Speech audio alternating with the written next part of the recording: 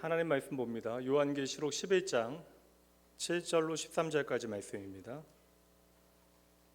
계시록 11장 7절로 13절까지. 제가 가지고 있는 성경은 신약 성경 409쪽, 410쪽 사이에 있습니다. 제가 말씀 봉독합니다. 그들이 그 증언을 마칠 때에 무적행으로부터 올라오는 짐승이 그들과 더불어 전쟁을 일으켜 그들을 이기고 그들을 죽일 터인즉 그들의 시체가 큰 성 길에 있으리니 그 성은 영적으로 하면 소돔이라고도 하고 애굽이라고도 하니 곧 그들의 주께서 십자가에 못 박히신 곳이라. 백성들과 족속과 방언과 나라 중에서 사람들이 그 시체를 사흘 반 동안을 보며 무덤에 장사하지 못하게 하리로다. 이 두 선지자가 땅에 사는 자들을 괴롭게 한 고로 땅에 사는 자들이 그들의 죽음을 즐거워하고 기뻐하여 서로 예물을 보내리라 하더라. 3일 반 후에 하나님께로부터 생기가 그들 속에 들어가매 그들이 발로 일어서니 구경하는 자들이 크게 두려워하더라. 하늘로부터 큰 음성이 있어 이리로 올라오라 함을 그들이 듣고 구름을 타고 하늘로 올라가니 그들의 원수들도 구경하더라. 그때에 큰 지진이 나서 성 10분의 1이 무너지고 지진에 죽은 사람이 7천이라. 그 남은 자들이 두려워하여 영광을 하늘의 하나님께 돌리더라. 아멘. 오늘 요한계시록 32번째 시간이고요. 약할 때 강함 되시는 주님 가로 열고 2라고 써 있는데 지난주 제목이 약할 때 강함 되시는 주님이었습니다. 그러니까 오늘은 지난주에 이어서 지난주에 제가 강조했던 부분들이 있어요. 중간에 보면 8절, 9절, 10절 이제 두 증인들이 이제 무적행의 짐승으로부터 죽게 되어진 것, 짐승에 대한 풀이도 좀 해드렸고요.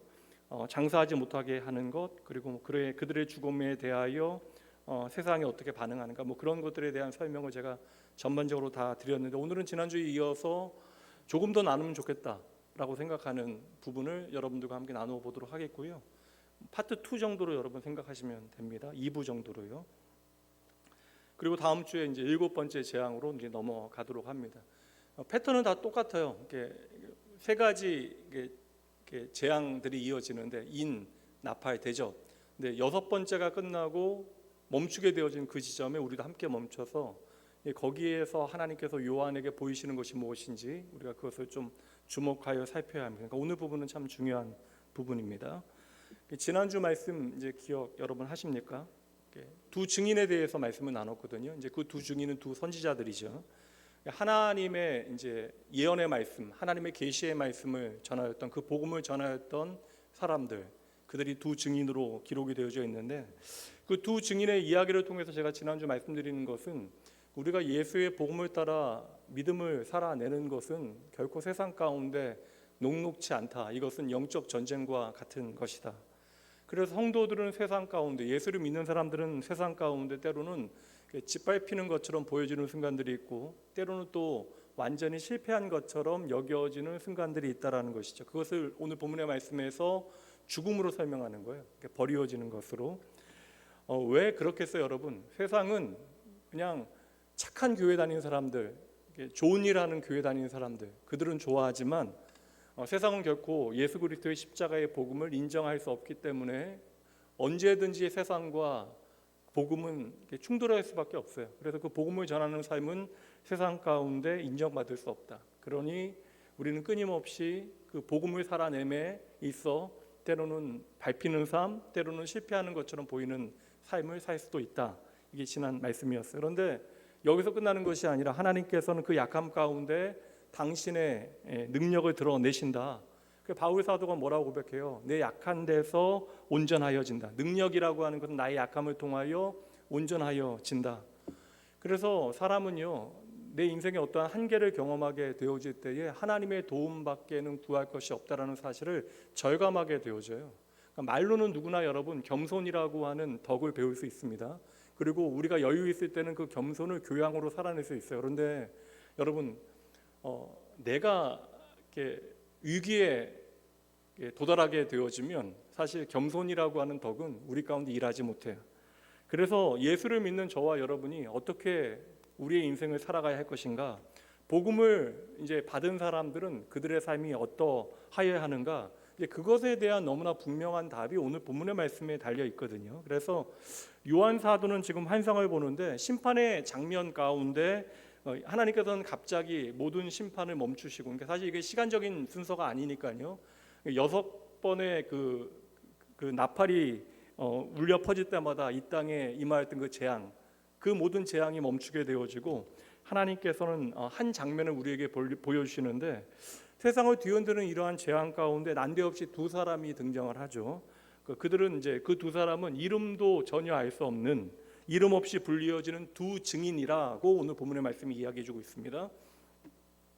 이름이 없는 이유가 무엇이겠어요? 그러니까 사실 대부분의 이게 뭐 극단적인 세대주의자들이나 이단들은 구체적인 두 사람의 이름을 집어넣기를 좋아하는데, 이름이 없는 두 증인이라고 기록되어져 있는 이유, 물론 그 둘이라고 하는 숫자 자체가 증인이 성립하기 위한 최소의 숫자이기도 하지만, 여기서 이름이 등장하지 않는 이유는요, 그 이름들을 다 적을 수 없기 때문에 그러한 거예요.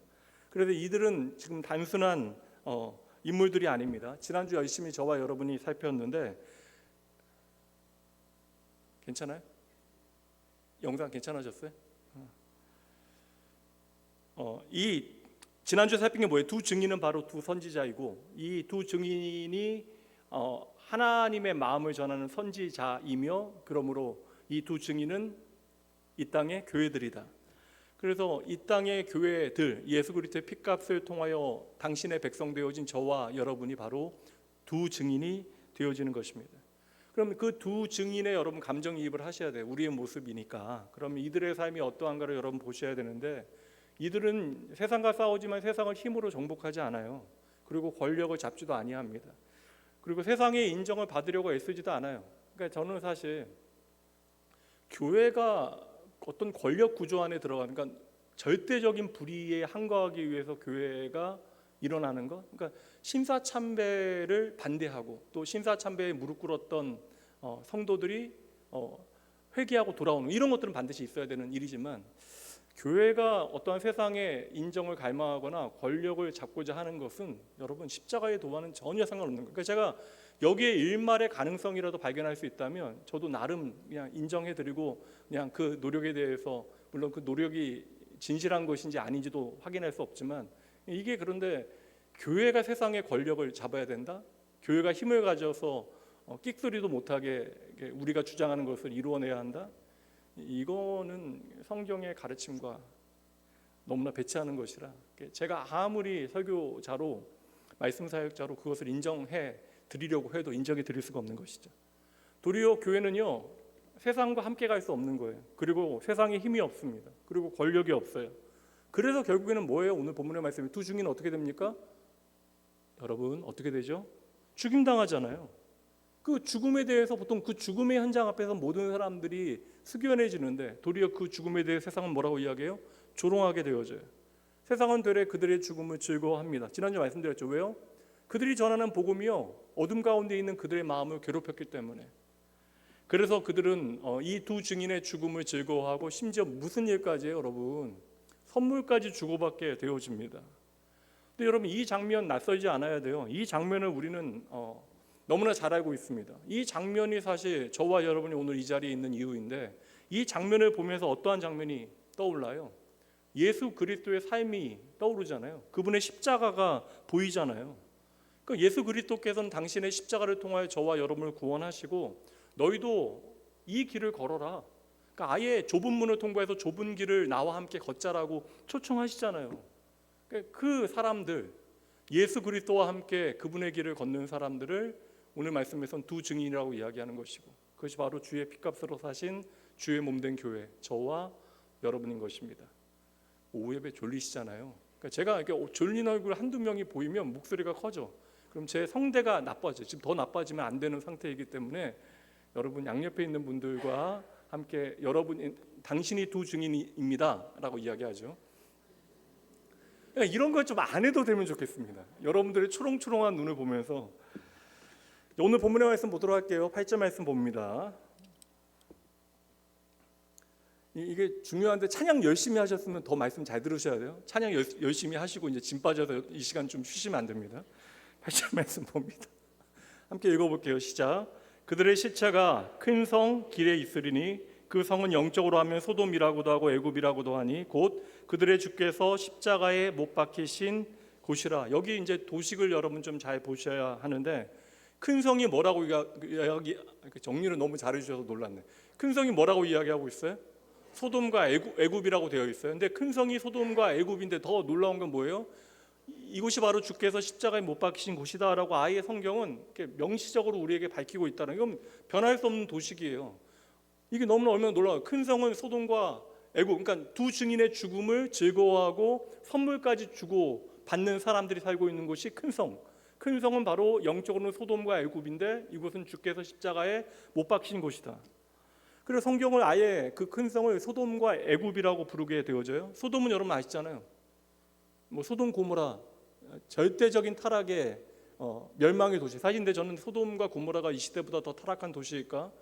사실 뭐 어떤 가치에 있어서 보면 뭐 이 시대는 소돔과 고모라 시대보다 더한 시대를 우리가 살아가고 있다라고 생각하는데, 하여튼 소돔은 타락의 상징이 되어지는 것이고, 애굽은 뭐예요? 애굽은 하나님 없는 세상의 상징이 애굽입니다. 그래서 애굽에서는 하나님을 예배할 수 없어요. 그래서 오전 말씀의 핵심은 뭐예요? 애굽에서 나온 이유, 출애굽한 이유가 무엇입니까? 예배하기 위해서 나온 것이다. 그래서 하나님의 백성들은 이 큰 성에 살 수 있어요, 없어요? 없어요. 그러니까 소돔에서 나와야 되고 애굽에서 나와야 하는 것입니다. 나와야, 애굽에서 나와야 예배가 시작되어지는 거예요. 그래서 제가 철로역정 의사에 자주 말씀드리는데, 좀 성도님들과 우리 목사님들이 하든 아니면 제가 한번 한 타임을 하든 해서 좀 철로역정을 챕터별로, 철로역정이 너무 좋은 책이라 저도 뭐 지금까지 뭐 철로역정을 20번 이상 읽었거든요. 그러니까 때때로 읽어요. 저는 오사야드 챔버스 목사님의 주님은 나의 최고봉과 함께, 이건 뭐 때때로 읽는 책이라. 철로역정의 주인공이 크리스찬이잖아요. 크리스찬의 믿음의 여정이 어디서부터 출발해요? 읽어보셨죠? 멸망의 도성, 그가 살던 큰 성을 나오면서부터 신앙의 여정은 시작이 되어집니다. 근데 여기서 끝나는 게 아니다. 세상이 소돔과 고모라니까 우리가 세상과 버타여 살지 말자, 세상을 멀리하자, 이게 아니라는 거예요. 그 큰 성 소돔과 고모라와 같은 그곳에 무엇이 세워져요? 예수님의 십자가가 세워졌다라는 거예요. 십자가가 세워진 그 언덕의 이름 아시나요? 골고다 언덕이죠. 그 골고다 언덕의 뜻은 무엇이에요? 죽음의 언덕, 해골의 언덕.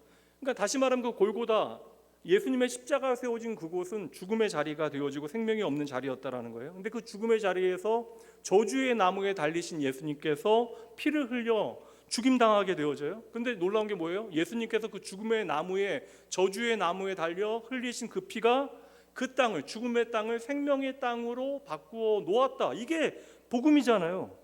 그래서 여러분, 그 죽음의 땅에 세워진 십자가는 더 이상 저주의 상징이 아니라 바로 생명의 나무가 되어진 거예요. 요즘 우리가 나누고 있는 말씀, 출애굽기 말씀이니까 마라에서 쓰디쓴 물, 먹기만 해도 짜증나고 이거 마시지 못하니까 결국에는 그냥 물이 있어도 마시지 못해 죽게 되어지는 그 땅.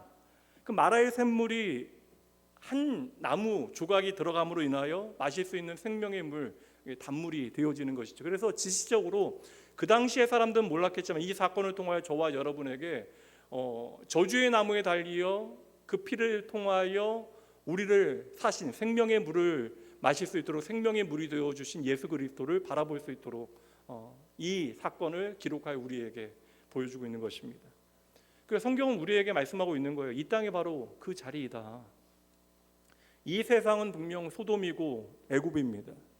그러니까 여러분, 이 소돔과 애굽에서 신앙생활 제대로 하면 힘들겠어요? 힘들지 않겠어요?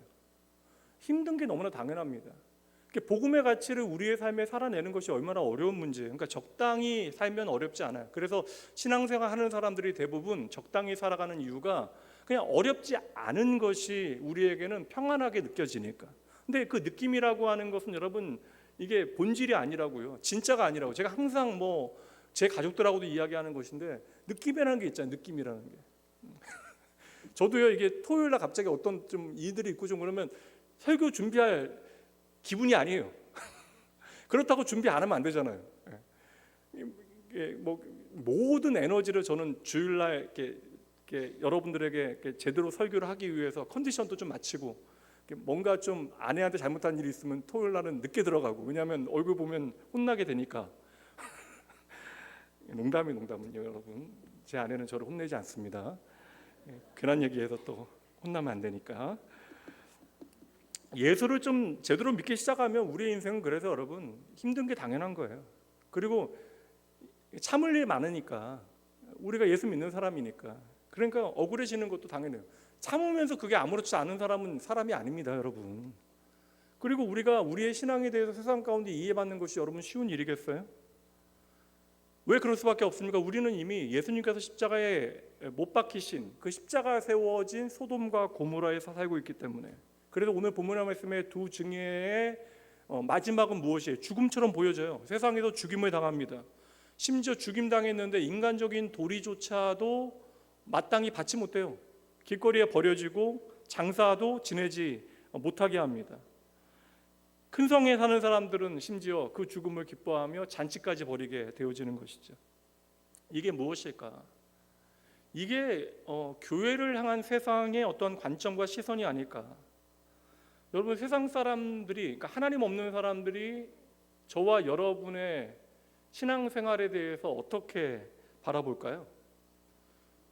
주일마다, 여러분도 집에 신앙생활 안 하는 분도 계시면 경험하잖아요. 주일마다 교회 가고, 주중에도 교회 가고, 새벽에도 교회 가서 기도한다 하고, 뭐 교회에서 봉사하고, 게다가 뭐 시간만 쓰는 게 아니고 물질까지 써가면서, 그 세상이 어떻게 이러한 삶의 방식 자체를 여러분 이해할 수 있겠어요? 그러니까 세상의 기준으로 따지자면 신앙이라고 하는 건 이보다 더 바보 같은 짓이 없습니다. 그러니까 사실 니체 같은 사람은 기독교 철학에 대해서 정확하게 인식하고 있으니까 하나님 없는 기독교 철학의 결국은요 바보 같은 짓이라는 거예요. 그러니까 노예 근성이라고 이야기할 수밖에 없는 것입니다. 그러니까 신앙은 비효율적인 거예요. 손해가 되어지는 것입니다. 바보 같이 갖다 못해서 그냥 신앙 생활하는 사람들은 그냥 너무나 불쌍한 사람들이다라고 하는 시선이 충분히 있을 수 있다. 근데 여기서 멈춰서는 안 된다라는 것이죠.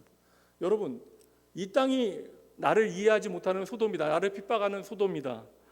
그리고 이 땅이 나를 오늘 힘들게 만드는 애굽이다. 그러면 이거 생각하면 어때요, 여러분?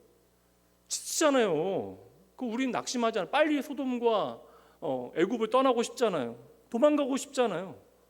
근데 우리가 그냥 도망갈 수 없는 이유가 오늘 본문의 말씀 한 개나, 이게 참 놀라운 역설인데, 우리가 떠나고 싶은, 이렇게 우리를 힘들게 하는 소돔과 애굽에 무엇이 함께 세워져 있는가? 이게 핵심이에요. 무엇이 함께 세워져 있습니까?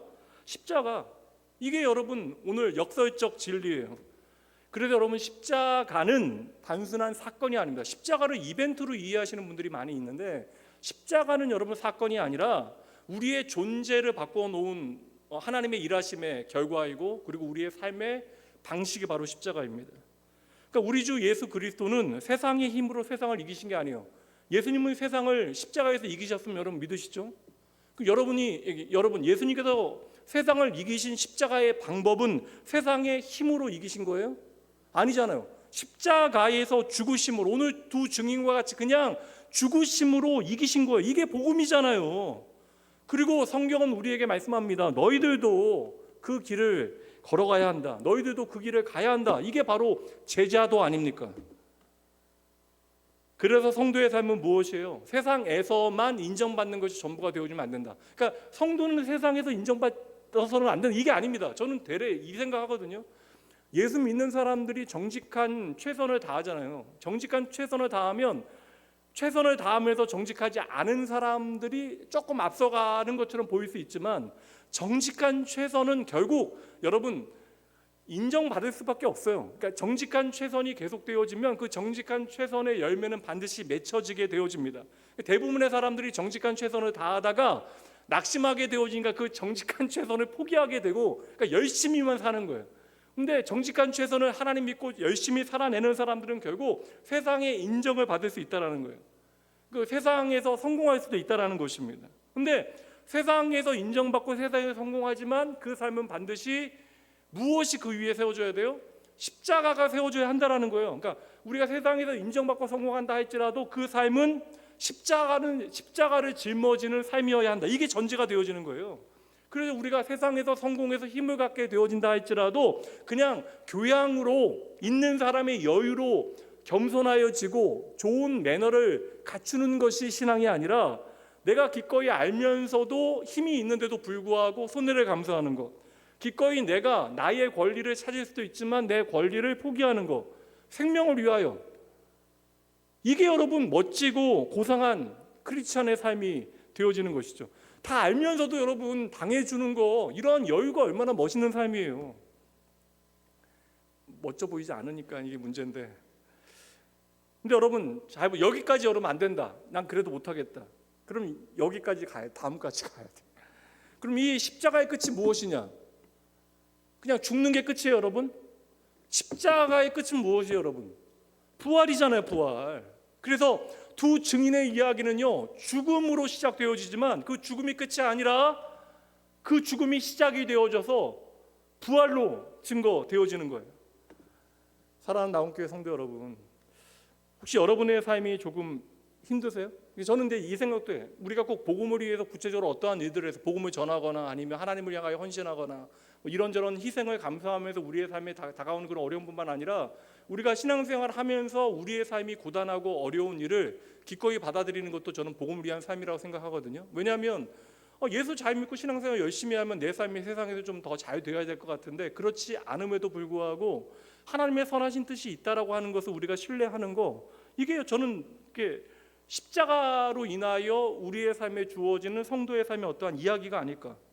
그래서 성도의 삶은 어떤 일이 있어도 우리의 삶에 십자가가 없는 삶을 기대하는 것이 아니라 십자가를 통과하는 삶이 되어져야 돼요.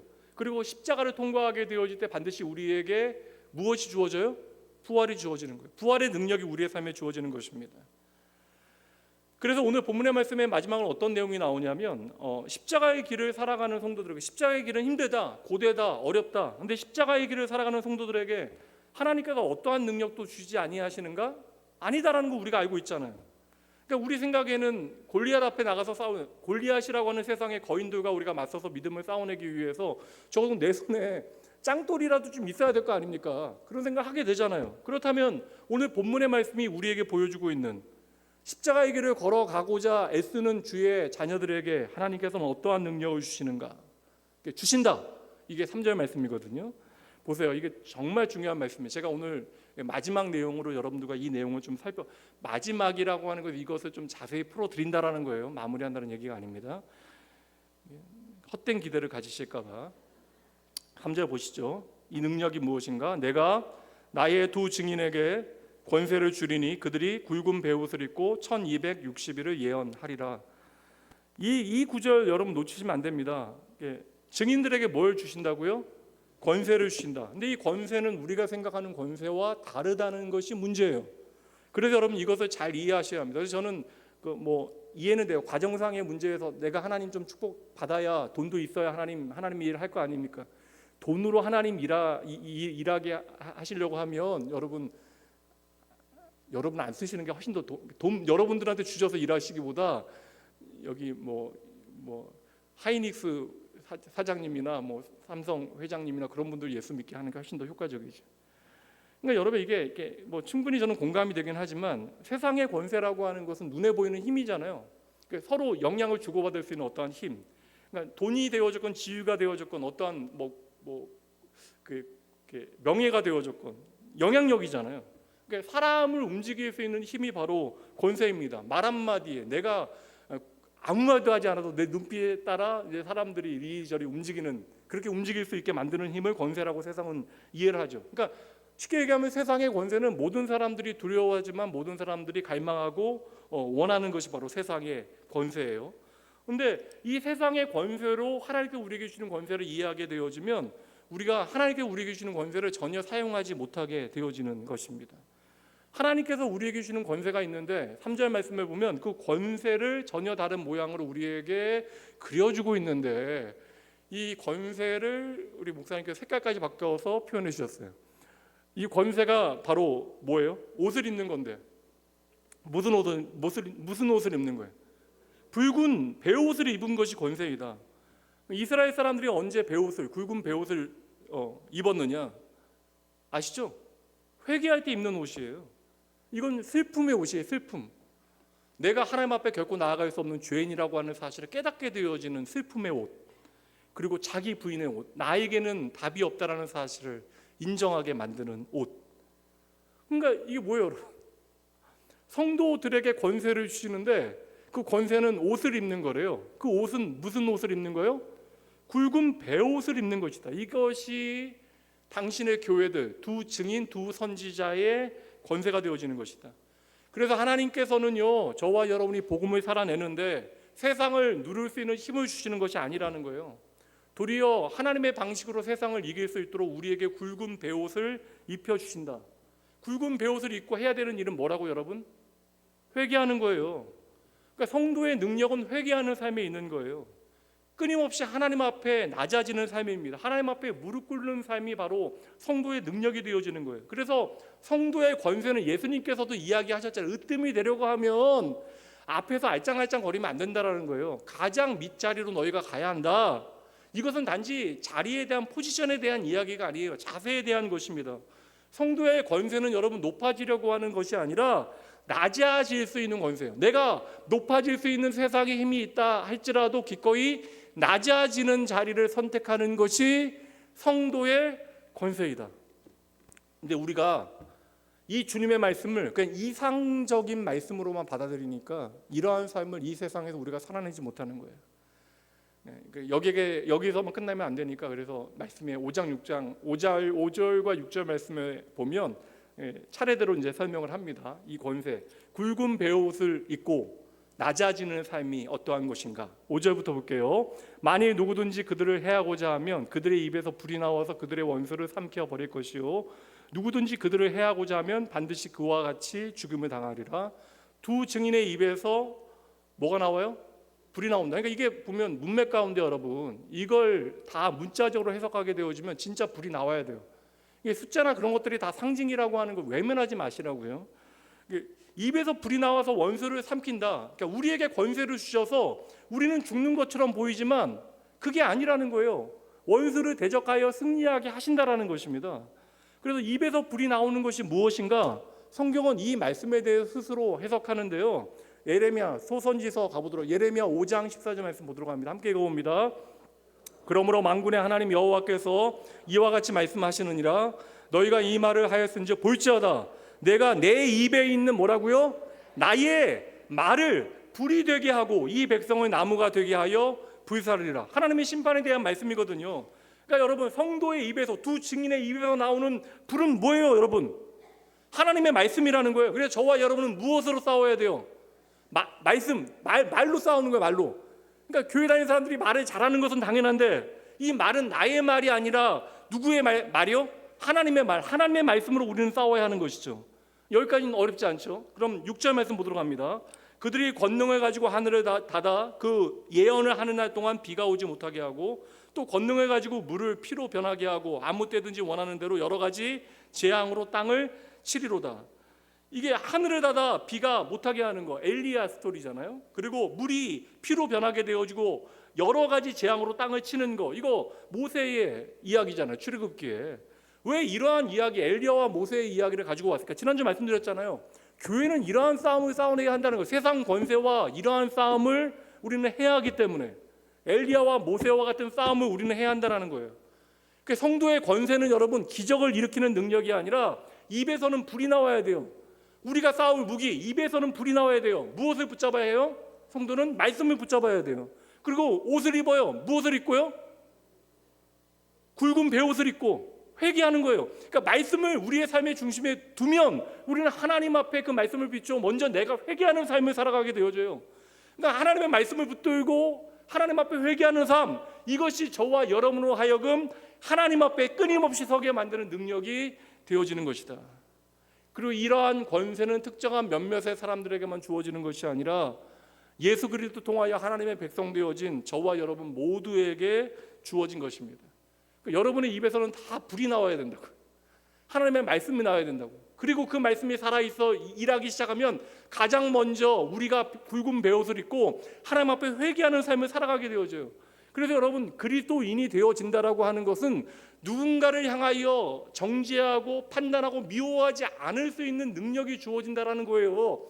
그래서 예수 그리스도의 십자가의 복음을 해석하고 있는 여러분, 해석이잖아요. 다 바울 서신서, 그리고 목회 서신, 바울 서신서, 그리고 사도들의 모든 서신서에 보면 왜 사랑에 대하여, 왜 서로 돌아보는 일에 대하여, 용납하는 일에 대하여, 이러한 것들에 대하여 믿음과 소망과 사랑을 우리의 구원의 실체로 드러내고 있는가? 이거 여러분 다 연결되어지는 이야기입니다. 그럼 이 자리에 여러분들 가운데 나는 가진 것이 없다라고 생각하는 분들이 있어요. 나는 이제 할 수 있는 것이 없다. 심지어 내가 나이가 들어 무언가를 할 수 있는 어떠한 능력 자체가 나에게 없다. 아니라는 거예요, 여러분. 여러분이 여전히 하나님의 말씀을 붙들고 있는 이상 하나님의 말씀이 여러분의 입을 통하여 하나님의 능력으로 나타나게 되어지면 믿으셔야 돼요. 우리가 그 말씀을 붙들게 되어지면 저와 여러분은 어떠한 삶을 살아진다? 굵은 베옷을 입고 하나님 앞에 회개하는 삶을 살아가게 되어지고, 우리가 말씀을 붙들고 회개하는 삶을 살아가는 그 순간 여러분들은 세상에서 가장 강력한 하늘의 권세, 아버지의 권세를 사용하고 있음을 믿으시기 바랍니다. 여러분, 예수 믿으면 다 회개해야 되는데 회개하는 사람 생각보다 살지 않아요. 자기를 돌아보는 삶을, 말씀에 자기를 비추는 삶을 생각보다 그렇게 열심히 살지 않아요. 그래서 교회 다니는 사람들의 마음들이 완악해질 수도 있는 것입니다. 환경이 우리를 완악하게 만드는 것이 아니에요. 하나님의 말씀이 우리의 삶에 더 이상 움직이지 못하면 우리의 마음은 완악해질 수밖에 없는 거예요. 그때로부터 나의 감정과 나의 생각과 나의 느낌이 하나님의 뜻인 것처럼 오해가 되어지는 것이죠. 이제 마지막 가장 중요한 질문, 그럼 우리가 어떻게 싸워야 하는가? 우리의 싸움은 세상의 싸움과 같아요, 틀려요? 틀려요. 소돔과 고모라에서 그곳에서 예수 그리스도의 십자가가 세워지고 그 십자가가 생명의 능력이 되어지는데, 그렇다면 예수님께서 세상과 싸우셨던 그 십자가의 방식으로 저와 여러분도 싸워야 되는 거예요. 그럼 억울한 일이 있을 때마다 여러분 주먹 움켜쥐고 멱살 잡고 싸우는 싸움을 싸워야 하는가? 윤지용 집사님 위에 계세요? 윤지용 집사님 위에 계시죠? 윤지용 집사님 막 몸이 우락부락 하거든요. 운동 되게 열심히 한다고. 애기 이제 태어나니까 애기 잘 돌보기 위해서 그렇게 운동을 열심히 한대요. 체력이 있어. 그것 때문에 그런다고 아내가 얘기하던데 거짓말이에요? 아니죠. 그러면 그렇게 힘 키워서 우리도 어떤 체력을 키워서 억울한 일 있을 때마다 세상과 멱살 잡고 막 세상의 방법으로 싸우기 위해서 교회는 존재하는가? 저는 어떠한 당위를 얘기해도요, 그 방법이 잘못되면 잘못된 거예요. 제가 구태여 이런저런 얘기는 드리지 않겠습니다. 대상 자체가 달라요. 우리는 누구와 싸우는 거예요? 세상과 싸우지만 세상과 싸우는 게 아니에요. 우리가 싸우는 것은 죄와 싸우는 거예요. 그래서 여러분, 우리의 싸움은 거룩이에요. 그러니까 우리가 입어야 되는 일은 거룩의 옷이라고요. 그래서 세마포를 입고 우리는 끊임없이 싸워야 되는 거예요. 그러니까 우리가 왜 붉은 베옷을 입어야 되는가? 왜 입어야 돼요? 회개하기 위해서. 회개는 무엇을 하나님 앞에 구하는 거예요? 죄를 구하는 것이죠. 그러니까 우리는 끊임없이 굵은 베옷을 입고 죄와 싸우는 거예요. 내 안에 있는 욕심과 싸우는 거예요. 궁금합니다. 평생 날마다 말씀 묵상하고 날마다 기도하는데 제 안에 욕심이 사라지질 않아요. 언제쯤 사라질까요? 우리 선배님 언제쯤 사라질까? 한 60대면 사라져요? 한 8, 9년 지나면 사라질까요? 70대면 좀 욕심이 사라져요?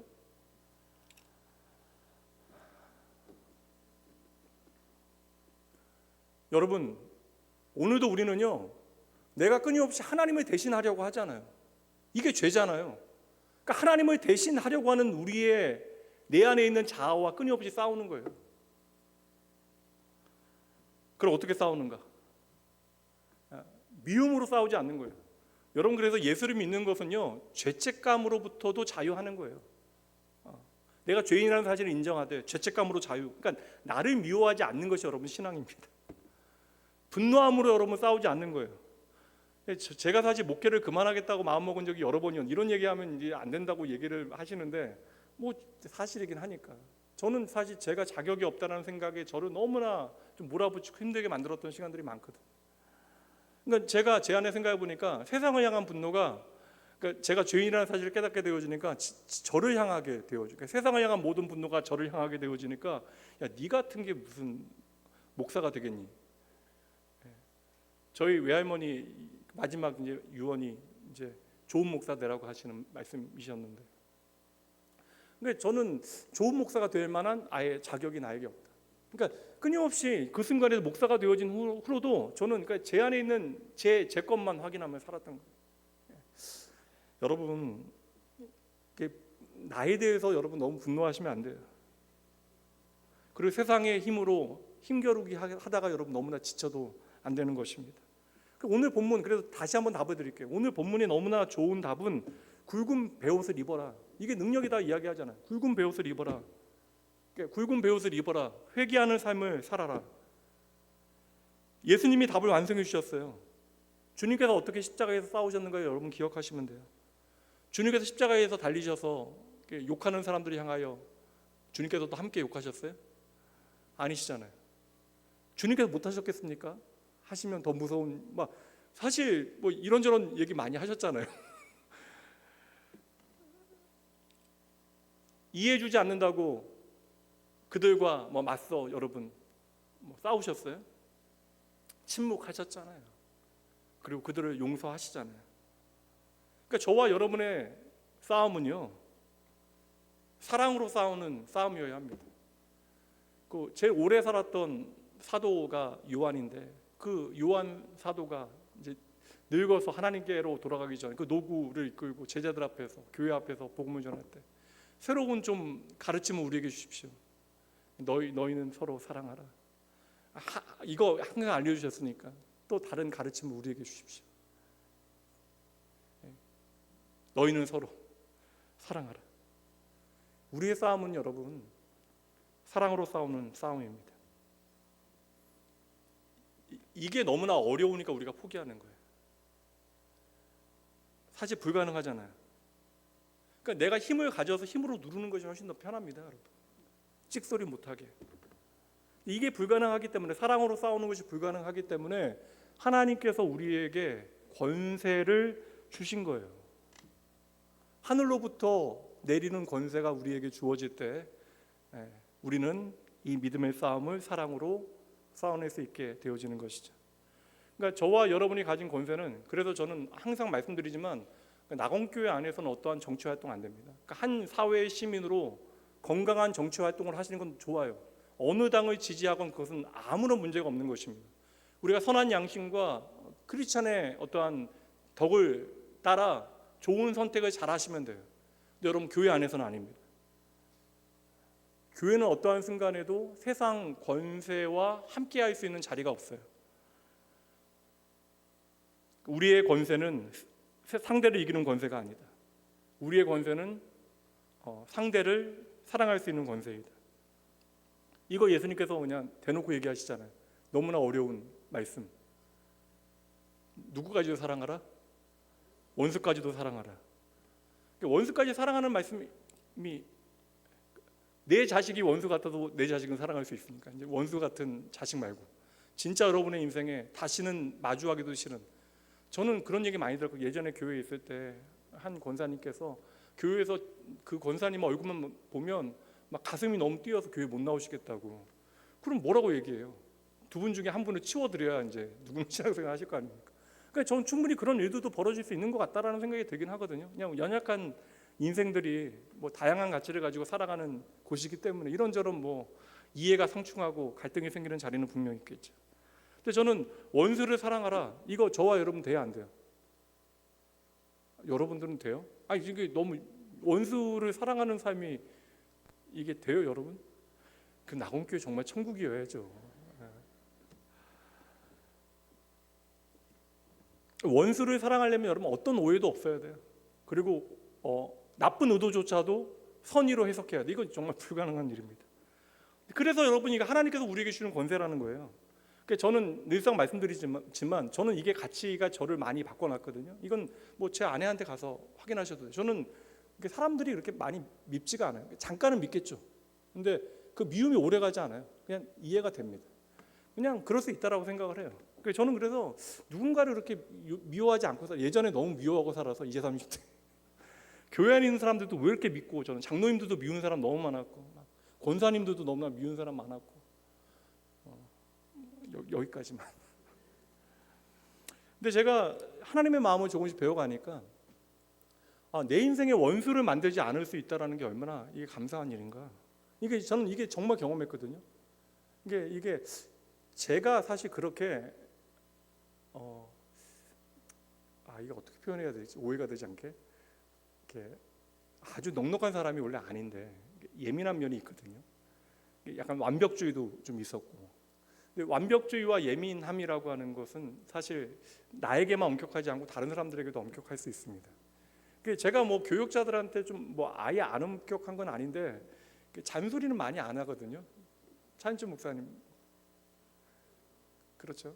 김용석 목사님, 뭐 쥐어짜진 않죠 제가. 저는 그냥 다 그냥 이해가 돼요. 뭐 짜증은 나죠. 근데 저도 저에게 짜증이 안 나겠습니까? 그럴 때는 있지만 그냥 다 이해가 돼요. 저는 다 그냥 너무 고맙고 정말 감사하거든요. 그리고 저는 진짜 단 한 번도 부교육자들 안 좋은 얘기를 밖에서 진짜 해본 적이 없어요. 너무 좋아요. 저는 항상 좋은 얘기만 합니다. 여러분도 그러시라는 거 아니에요? 나가서 담임 목사를 좀 씹어야 마음이 좀 풀릴 때가 있으니까 그러셔도 됩니다. 제 귀에만 안 들어오면 상관없어요. 근데 저는 진짜 누군가를 미워하지 않을 수 있는 은혜라는 게 얼마나 감사한 일인가. 그러니까 내 인생의 원수를 더 이상 만들지 않아도 되는 그 삶이 바로 예수의 십자가로 거듭난 하나님의 자녀의 권세. 그러니까 저와 여러분은 예수로 거듭난 그 순간으로부터 여러분 누군가를 미워하지 않는 능력이 주어졌음을 믿으시기 바랍니다. 그러니까 저와 여러분은 이미 원수를 노력하는 게 아니고 원수를 사랑할 수 있는 능력이 주어진 거예요. 그러니까 여러분 구체적으로 이렇게 좀 노력을 하셔야 돼요. 미움이 계속 올라올 때는 어떻게 하셔야 돼요? 사랑하시면 돼요. 사랑하기 위해서 좀 노력을 하십시오. 미움이 올라올 때 그를 사랑할 수 있도록 기도하시면 돼요. 분노가 막 올라올 때 여러분 참으세요. 저하고 아내는 이제 어릴 때부터 친구였으니까, 연애도 오래 하고 결혼했으니까 친구잖아요. 근데 아내가 저를 많이 존중해주고 많이 참아주고, 저는 저희 딸하고도 이제 얼마 전에 얘기했는데, 저희 아내같이 이렇게 잘 이해해주고 오래 참아주는 사람이 많지 않은데 아빠가 더 잘해야 돼라는 이야기로 이제 결론이 져지긴 했는데, 근데 뭐 그렇다고 해서 이제 저희가 싸우는 일은 뭐 거의 없지만 간혹 마음이 속상한 일이 없겠어요? 뭐 가장 사랑하는 사람에게도 서운한 일이 있고 마음 상할 때가 있습니다. 때로는 그것이 좀 약간 분노로 올라오게 되어지는 순간, 분노까지는 너무 좀 과한 표현이긴 한데 그럴 때는 그냥 참아야죠. 그래서 저는 조금 이제 아내하고 좀 뭔가 어려움이 있다, 아내가 저를 좀 힘들어하는 게 반대로 이제 느껴진다 그러면 저는 조용히 집에서 나옵니다. 조용히, 그리고 한 30분 1시간 걷고 이제 집으로 다시 돌아가요. 억울할 때는 나를 억울하게 만든 사람을 이해하기 위해서 그냥 애를 써봐야 돼요. 거기서부터 용서가 시작되어지는 것입니다. 여러분, 저는 이것은 절대 세상은 할 수 없는 싸움, 그래서 가장 강력한 싸움의 방법이라고 생각합니다. 우리가 처음에 거창한 얘기했잖아요. 굵은 베옷을 입고 그런 얘기 했는데, 결국 여러분 우리는 최후 승리를 얻는다, 이게 요한계시록의 결론이거든요. 예수님을 통해서 여러분 진정 최후 승리를 얻기를 원하십니까? 그럼 여러분 미워하시면 안 돼요. 하나님이 다 아시니까. 제가 그러니까 사실 하나님이 다 보신다, 이거 정말 절감하니까 누군가를 내 마음 안에 계속 미워하는 일을 계속하는 게 여러분 얼마나 두려운 일이에요. 이건 제가 이제 다음 주에 설명드릴 거예요. 형제와 화해하지 않으면 예배도 망친다, 이런 개념도 설명드릴 겁니다. 여러분, 우리가 예수님의 십자가 때문에 조금 더 참을 수 있는 거예요. 그리고 그렇게 미워하지 않고 참는 것은 여러분 사랑할 수 있는 길이 되어집니다.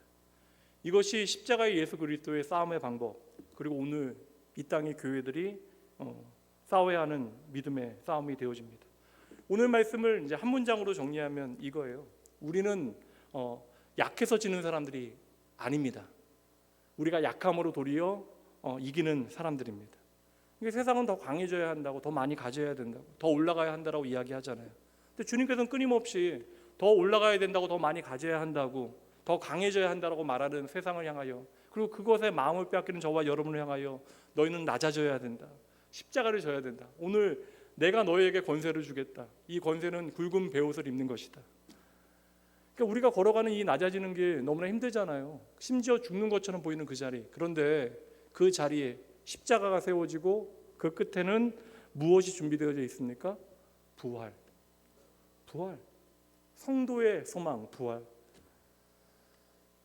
오늘 여러분의 삶이 힘드시다면, 예수 믿는 게 여러분 힘들지 않으면 안 돼요.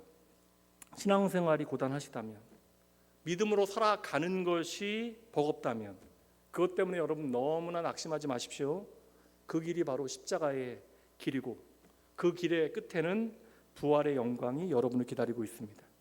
여러분 마지막으로 따라해 보시죠. 우리는 두 증인입니다. 우리는 교회입니다. 우리는 이 땅의 증인입니다. 그러니 여러분 한 주간 또 우리가 믿음을 살아내야 되는데 너무나 쉽게 도망가시면 안 돼요. 쉽게 포기하시면 안 됩니다. 그리고 세상과 여러분 하나님 다 보시는데 타협하시면 절대 안 돼요. 십자가를 바라보셔야 돼요. 그리고 말씀을 붙드셔야 합니다. 그리고 사랑으로 싸워내셔야 돼요. 그러면 주님께서 반드시 저와 여러분을 통하여 이 세상을 이기실 거예요. 세상을 이기는 것은 바로 그곳에 생명이 시작되어지는 것입니다. 믿음과 소망과 사랑의 삶을 살아내는 여러분을 통하여 최후 승리를 얻는 증인 되게 하시는 하나님의 놀라운 은혜가 이 한 주간 여러분과 함께 있기를 주님의 이름으로 축복하고 응원합니다. 기도하시죠. 사랑과 은혜가 풍성하신 하나님 아버지, 오늘 우리에게 주신 말씀을 통하여 우리가 어떤 길을 걸어가야 하는지 다시 보게 하시니 감사합니다. 주님, 우리는 약합니다. 우리는 여전히 세상의 방식으로 살고 싶어하고 쉽고 편한 길을 선택하고 싶어하는 인생들입니다. 그러나 오늘 말씀을 통하여 주님의 길이 십자가의 길임을 다시 깨닫습니다. 저희들 십자가를 너무나 두려워하지 않게 하여 주시옵소서.